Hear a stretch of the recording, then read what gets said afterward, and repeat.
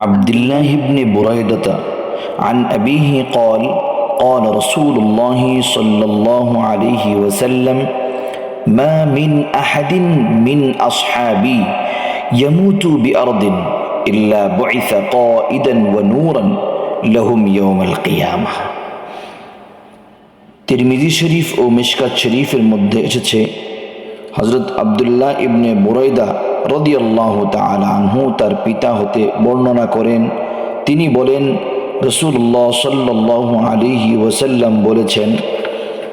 যে জমিনে আমার কোনো সাহাবী ইন্তেকাল করেন, কিয়ামতের দিন তাকে এভাবে ওঠানো হবে যে তিনি সেই জমিনের অধিবাসীদেরকে জান্নাতের দিকে টেনে নিয়ে যাবেন এবং তিনি হবেন তাদের জন্য আলো। এজন্য প্রতিটা সাহাবীকে